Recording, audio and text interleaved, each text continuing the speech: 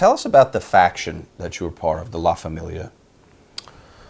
How did it come about? Who proposes? See, it was never like, you're going to be in this thing. It just kind of like, week to week, just kind of happened, you know? It's like, okay, well, you guys are... We were done in the water, Major Brothers. Scared, like...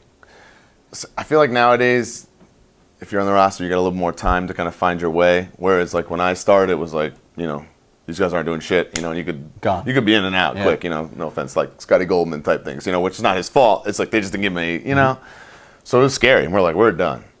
We came up with the Edge thing. It was all legit because we were actual just marks for the guy, you know, real life fans of his, and we were doing nothing. We're like, well, let's try this.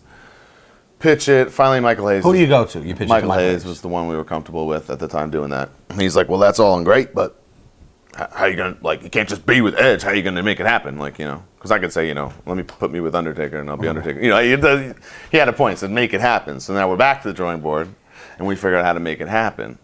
And we wrote, you know, we're fake edges under the ring and we help him win a match and blah, blah, and that's how the ball got rolling and finally all worked out. So there was no plans. I don't know what the long-term plans were because there wasn't plans for La Familia. It just kind of was week to week getting bigger and bigger and becoming more and more.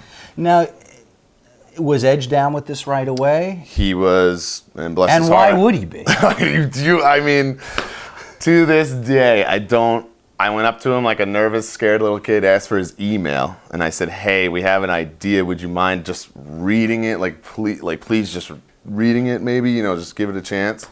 And then he wound up loving it. So not knowing us from a hole in the wall, Zach and I could have been, you know, we were two hardworking kids. We could have been two shithead dick kids, but for some reason he took a chance on us and saved our careers big time. Do you think anyone vouched for you, went to bat for you? Maybe Michael Hayes. I think Michael Hayes always had a sweet spot for us. I think I've heard this. I've never heard this from his mouth, but I've heard from other people that when we were the Major Brothers, we kind of gave him that Von Erich vibe. So we kind of had like a little, he had a little soft spot for us, I think. Interesting. But that's never been confirmed, but I've heard that from...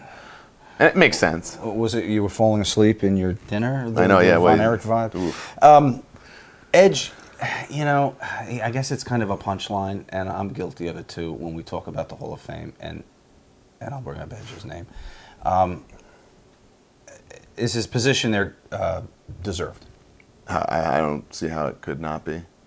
You don't think he belongs there? Well, I mean, in the light of, I guess, some folks that weren't there yet. Oh, maybe the timing was too soon, but the guy's injured, never wrestling again, so why wait? But for his generation, I mean, absolutely. I mean, what didn't he accomplish? And also, when I look at a talent, I always think of, like, you know, baseball, you know, 5 tools, whatever. Edge was an incredible promo guy, you know, a main event wrestler. Like, he had it all. Presence, look, I mean, out of the park, all of it. So why not?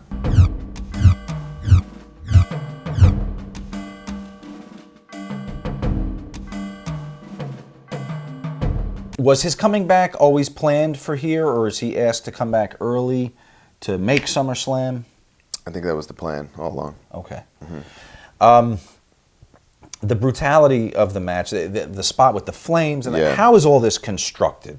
And how much rehearsal? I mean, to stay safe. You can't rehearse. I mean, he gets like a walkthrough during the day where like the stunt specialist is showing him what to do and how to be safe and stuff like that.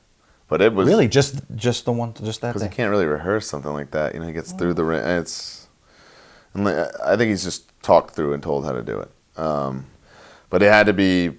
I remember because that's his last night, so we went out of our way to wait for him and then say goodbye to him and stuff because we weren't sure when he was coming back on the road.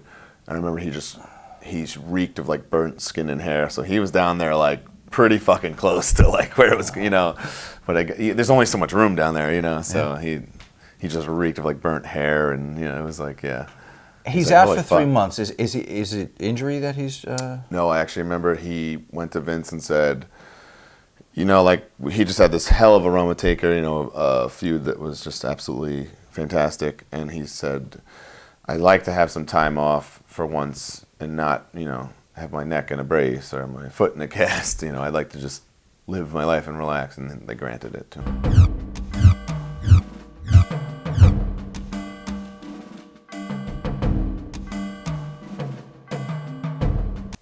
Were you shocked that they went with Khali as the heavyweight challenger on the number 2 show of the year? Yeah, for sure.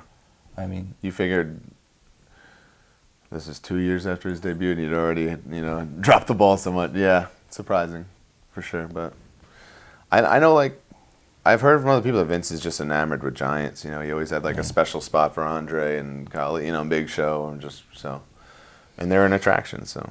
Was Hunter able to pass that test, the Ric Flair test, where you can have a great match with a limited worker? How did he do here? I don't remember that, but I know Edge has told me he's had 20-minute main event house show matches with Khali that he's real proud of. So it's possible.